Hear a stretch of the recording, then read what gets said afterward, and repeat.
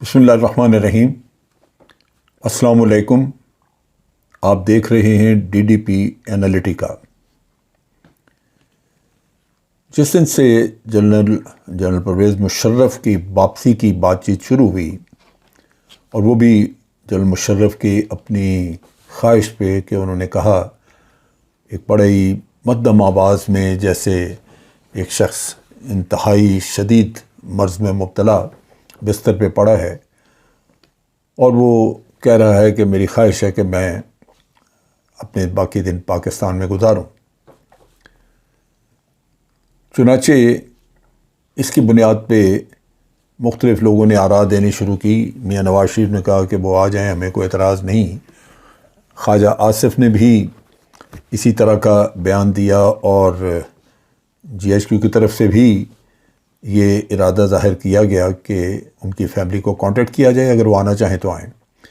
جب فیملی سے بات چیت ہوئی تو انہوں نے کہا کہ یہ فیصلہ ڈاکٹر کریں گے، کیونکہ جہاں تک ان کی صحت کا تعلق ہے ڈاکٹرز نے جواب دے دیا، وہ ان کے صحتیاب ہونے کے امکانات بالکل نہیں ہیں، یعنی ٹرمینل النس ہے۔ اب ان حالات میں ایک تو جو لوگ اس چیز کو چیلنج کر رہے ہیں کہ جی ان کو کیسے وطن آنے دیا جائے، کیوں؟ بات یہ ہے کہ ان کو تو ملک بدر نہیں کیا ہوا تھا، نہ وہ کسی معاہدے کے تحت باہر گئے، نہ ہی کسی قانون کے تحت ان کو باہر بھیجا گیا۔ وہ باہر یہاں سے ملک سے گئے اپنی مرضی سے، اور واپس آنے کے لیے ان کے کوئی ایسی قانونی رکاوٹ نہیں ہے۔ ECL پہ نہیں تھے، کچھ نہیں تھا۔ اب یہ ہے کہ یہاں مقدمات میں بعض جگہوں پہ بعض میں ان کو مفرور ڈکلیئر کیا گیا، پھر سزا ان کی اناؤنس کی گئی۔ چنانچہ وہ قانونی مسئلے ہیں کہ جب وہ آ جاتے ہیں تو اس کے بعد وہ قانون کو کس طرح فیس کرتے ہیں، وہ ایک کہانی موجود ہے۔ لیکن اس سے ہٹ کے ہم یہ دیکھیں کہ یوں تصور کر لیں کہ پاکستان میں ایک شخص، اس کو سزا ہو چکی ہے، وہ عدالت سے سزا پانے کے بعد جیل میں ہے۔ سزا اس کی جو بھی ہے وہ یا چل رہی ہے یا بعد میں اس کو اگر سزا موت ہے، پھانسی دینی ہے، وہ بعد کی بات ہے، لیکن وہ جیل میں موجود ہے۔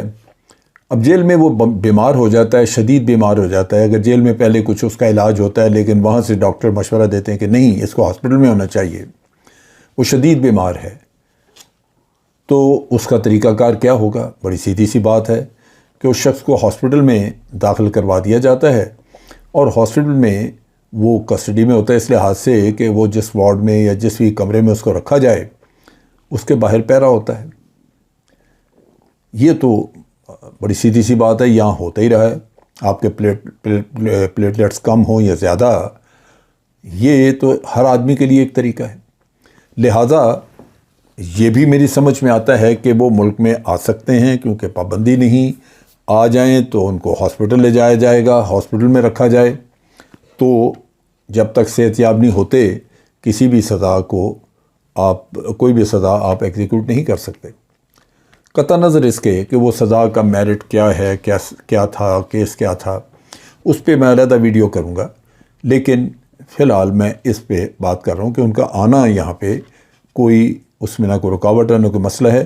آنے کے بعد جو قانونی مسائل ہیں ان کا حل وقت کے ساتھ ہوگا، لیکن ان کو رکھا جائے گا ہاسپٹل میں، جو قاعدہ ہے۔ اس کے ساتھ ساتھ اب یہ دیکھیے کہ جو الزام، جس کا میں صرف اس وقت ایک ہی الزام کے اوپر ویڈیو کرنا چاہوں گا، بعد میں مختلف الزامات جو ہیں ان پہ ویڈیوز کروں گا۔ پہلی بات تو یہ ہے کہ میں خود مارشاء اللہ کے خلاف ہوں، میں نہیں چاہتا کہ ملک میں مارشاء اللہ ہو، اور میں یہ بھی نہیں چاہتا کہ کسی کے جرائم اگر ہیں تو اس کو بلا وجہ کوئی جواز ایسا پیش کر کے تو ان کو ان جرائم سے بری ذمہ کر دیا جائے۔ قانون ہے اور سب کے لیے ہے، تو لہٰذا اس کے جرائم کو قانون کی روشنی میں ہی دیکھنا چاہیے اور جج کرنا چاہیے۔ لیکن پاکستان میں ایک اور مسئلہ ہے، وہ یہ ہے کہ قانون ہم جانے نہ جانے، سمجھے نہیں، لیکن چونکہ ایک پاپولرزم ہے، ایک نعرہ بازی ہے، ایک آپ اپنی سمجھتے ہیں کہ میں اس طرح کی باتیں کروں تو اس سے مجھے شہرت ملے گی، تو وہ آپ میڈیا میں اکثر دیکھتے ہیں کہ لوگ قانون سے ہٹ کے اپنی خواہشات کی بنیاد پہ یا اپنے خیالی جو پلاؤ پکائے ہوتے ہیں ان کی بنیاد پہ وہ باتیں کرتے ہیں۔ اب جناب مشرف کا جو پہلا الزام ان پہ کہ جی انہوں نے ایک منتخب حکومت کو برطرف کیا، یہ بات درست ہے کہ ایک منتخب حکومت تھی، اس کو برطرف کیا۔ اب دیکھنے کی بات یہ ہے کہ منتخب حکومت کیا کر رہی تھی، کیونکہ برطرفی کے بعد جو کچھ ہوا پھر آپ اس کو دیکھ سکیں گے۔ منتخب حکومت یہ کر رہی تھی کہ انہوں نے جب منتخب ہو کے آئے تو ایک طرح کا انہوں نے مارشل لا لگا دیا۔ وہ جو جمہوری حکومت کے طور پہ کہتے ہیں کہ جی آپ الیکٹ ہوئے اور اب آپ جمہوری طرز عمل رکھیں گے، وہ تو ہے نہیں۔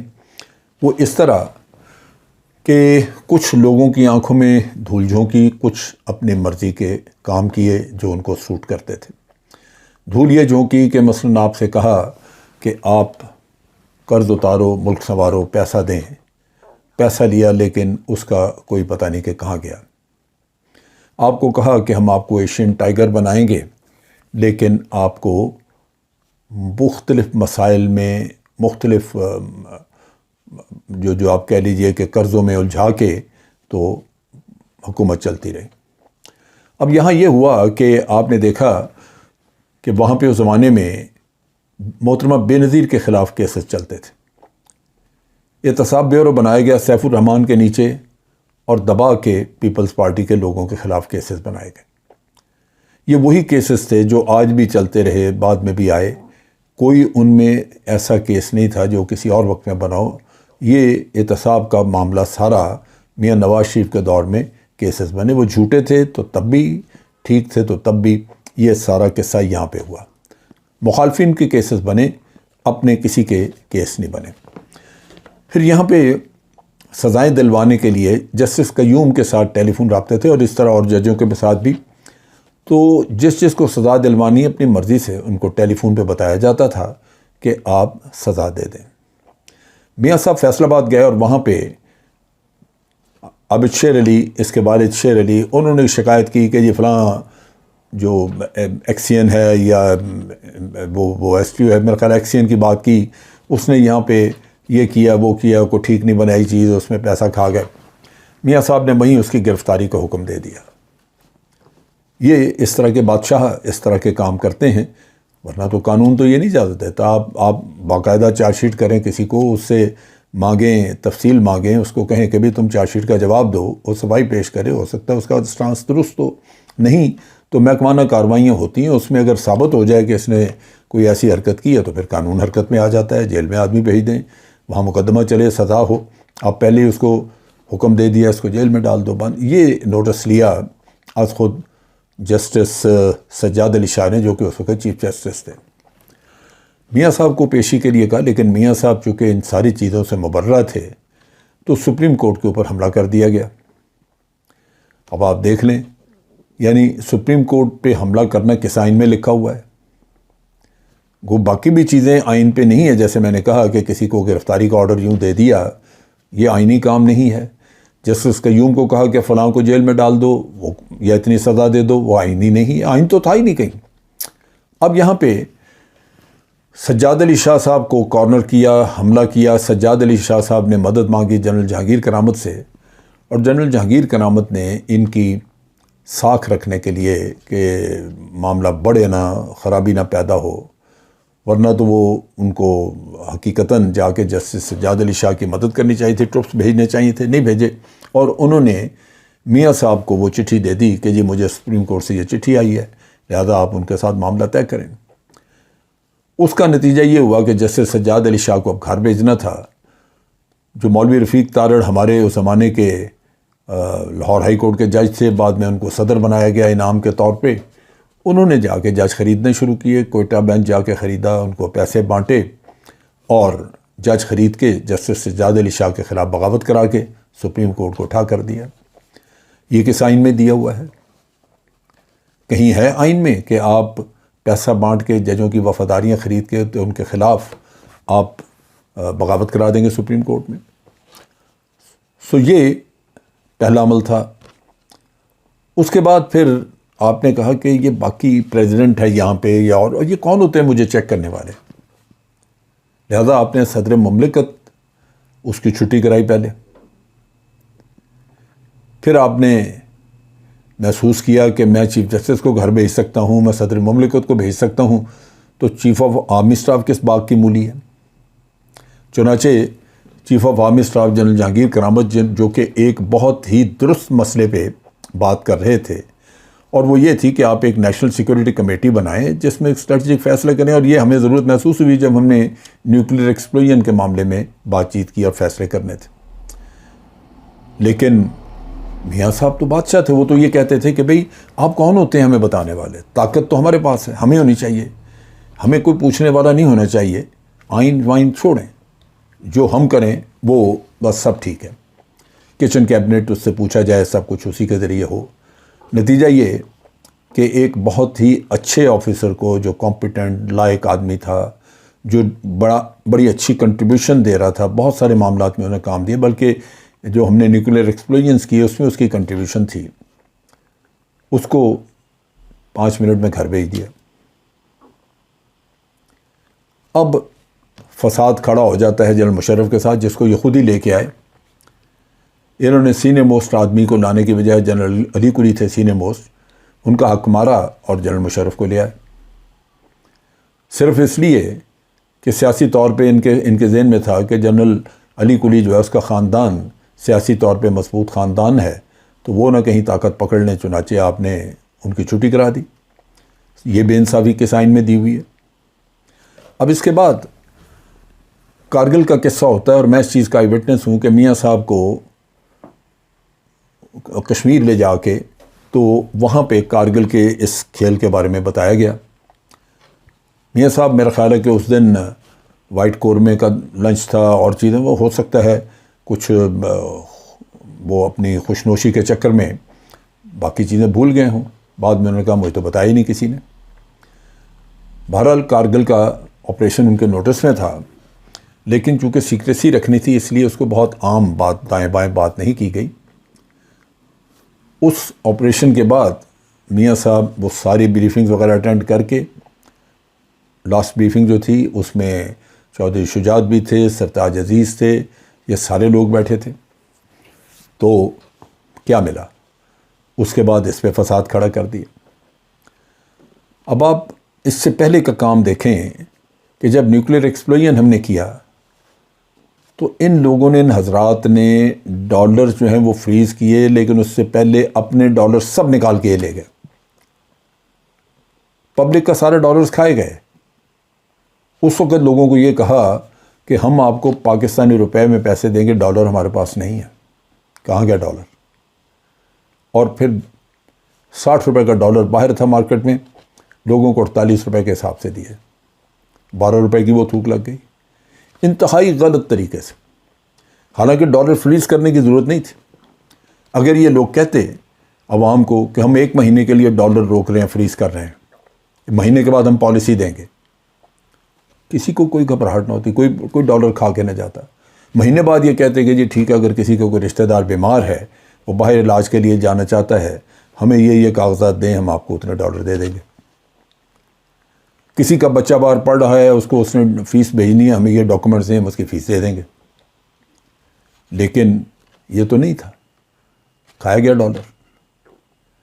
اب اس کے بعد جب یہ جنرل جہانگیر کرامت والا قصہ ہو گیا اور جنرل مشرف کو یہ لے آئے، تو جنرل مشرف تو ان کے ساتھ بڑے کارڈیل اس کے ریلیشنز تھے، بہت وہ اس کے ساتھ ساتھ رہتے تھے، نعرے لگواتے تھے اس کے۔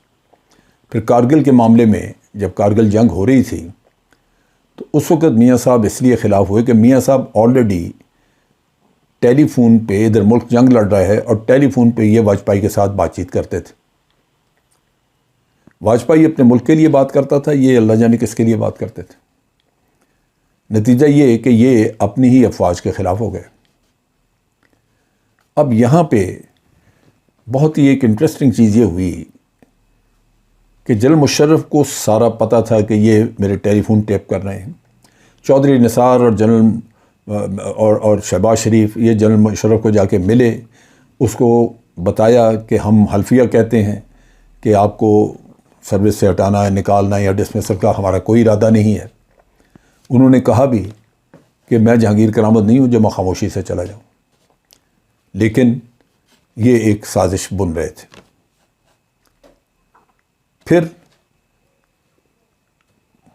وہاں یہاں پہ انہوں نے ان کے ساتھ ایک فراڈ یہ کیا کہ chairman joint chief of staff committee کی جگہ خالی تھی، وہ سلاٹ خالی تھا۔ جنرل مشرف کو کہا کہ جی وہ بھی ہم آپ کو دے رہے ہیں، تو جنرل چیئرمین بھی ان کو لگا دیا۔ 2 اپائنٹمنٹ دیں، جنرل مشرف نے سمجھا کہ یہ پرائم منسٹر مجھ پہ اعتماد کر رہا ہے۔ اب جنرل مشرف اپنے دورے کے لیے سری لنکا جا رہے ہیں۔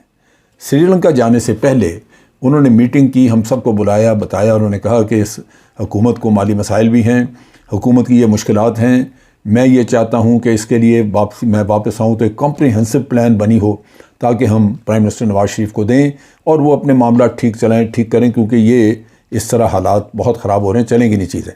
تو انہوں نے نکات بتائے، چیزیں بتائیں، اس کے بارے میں ان کی ایبسنس میں کام ہوا، پلان وغیرہ بنائی گئی۔ لیکن جب وہ سری لنکا سے چلے تو رستے سے ہی نہ صرف ان کی برطرفی کی بلکہ پائلٹ کو کہا کہ جہاز تم انڈیا لے جاؤ۔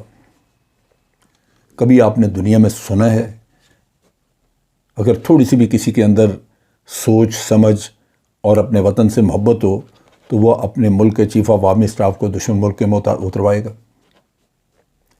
اور جس طرح برطرفی کی، اس طرح تو آپ ایک چپڑاسی کو نہیں برطرف کرتے، اس کے بھی بارے میں آدمی سوچتا ہے کہ اس کی بھی کوئی عزت ہوگی، اور آپ نے یہ کرتب کیا۔ افواج پاکستان میں پہلے ہی انتہائی زیادہ بددلی تھی کہ یہ کر کیا رہے ہیں۔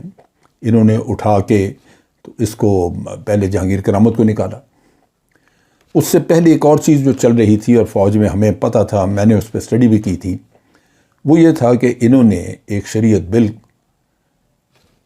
ٹھوک دیا سپریم کورٹ میں۔ سپریم کورٹ میں تو چیلنج ہوا، ورنہ یہ پارلیمنٹ سے پاس کرا رہے تھے، ان کے پاس 2/3 تھی میجورٹی، اور سپریم کورٹ میں چیلنج ہوا، وہاں سے تھرو ہو جانا تھا، کیونکہ وہاں تو وہ جج صاحب موجود تھے جن کو بعد میں انہوں نے گورنر بھی بنایا۔ وہ بالکل ہی بیچارے مرنے کے قریب تھے کہ ان کو جا کے کراچی گورنر لگوا دیا سندھ کا، وہیں سے ان کی لاش اٹھی۔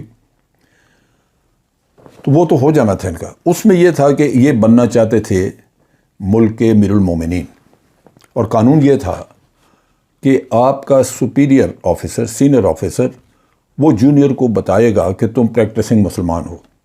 اگر وہ یہ کہہ دے کہ آپ پریکٹسنگ مسلمان نہیں ہیں تو پھر اس کو نوکری سے نکالا جا سکتا ہے۔ سو یہ سرٹیفکیٹ مسلمان ہونے کا آپ کو شاید ایسے لوگوں سے لینا پڑتا ہے جو خود اچھے مسلمان نہ ہوتے، لیکن چونکہ امیر المومنین بننا تھا، یہ طاقت، یہ ڈکٹیٹرشپ اپنے ہاتھ میں رکھنی تھی۔ ان تمام چیزوں میں جو کہ میں سمجھتا ہوں کہ انتہائی خطرناک اور غیر آئینی تھیں، اس وقت حکومت کا تختہ الٹ دیا گیا۔ قانوناً بالکل غلط تھا، آئین کی روح سے یہ کام غلط تھا، لیکن پھر وہ وہاں پریویل کرتا ہے نظریہ ضرورت۔ اور آپ نے دیکھا کہ وہ واحد وقت تھا جب ملک کی ہر پولیٹیکل پارٹی نے جنرل مشرف کو سپورٹ کیا، یہاں تک کہ محترمہ بے نظیر نے سپورٹ کیا۔ اس کے بیانات موجود ہیں جہاں وہ کہہ رہی ہے کہ شکر ہے اللہ تعالیٰ کا کہ ملک بچ گیا ہے۔ اور پھر آپ دیکھیے کہ ججز، وہ تو انہوں نے ان کو نہ صرف نظریہ ضرورت کے تحت ان کا بتایا کہ آپ نے ٹھیک کیا ہے، اس کو انہوں نے قانوناً درست کر دیا، بلکہ ساتھ مشرف صاحب کو 2-3 سال کا اور وقت دے دیا اور کہا کہ آپ بے شک آئین میں جو امینڈمنٹ کرنا چاہیں کر لیں۔ اب آپ نے ججز کو کبھی پوچھا؟ کبھی ججز سے کسی نے پوچھا کہ آپ جو نظریہ ضرورت استعمال کرتے ہیں وہ کیوں کرتے ہیں؟ اور کبھی کسی نے میرے نظر میں ایسی کوئی مثال نہیں کہ کسی ڈکٹیٹر کو کہا جائے کہ تم آئین تبدیل کر لو اپنی مرضی سے۔ تو یہ بہت بڑے المیہ ہیں۔ جنرل مشرف نے جو کچھ کیا اس کا بے شک قانونی جواز نہ ہو، لیکن جو کچھ میاں نواز شریف اس وقت کر رہے تھے اس سے بھی اللہ کی پناہ، کوئی بھی شخص یہاں پہ خوش نہیں تھا اور کوئی بھی کام قانونی نہیں تھا۔ نتیجہ یہ کہ جب ان کو ہٹایا گیا تو ملک میں سکھ کا سانس لیا گیا، لوگوں نے مٹھائیاں بانٹی۔ یہ وہ داستان ہے جو میں آپ کے سامنے رکھنا چاہتا ہوں، اور میں مقصد صرف یہی ہے کہ کچھ پرسپیکٹو کو کلیئر کر دیا جائے. آج ہم بیٹھ کے صرف اور صرف جنرل مشرف کو برا کہتے ہیں، ایسے نہیں ہے. برے وہ ہیں جنہوں نے ووٹ لیا تھا عوام سے اور حکومت صرف اپنے لیے کی. آج کے لیے اتنا ہی. افواج پاکستان زندہ باد، پاکستان پائندہ باد.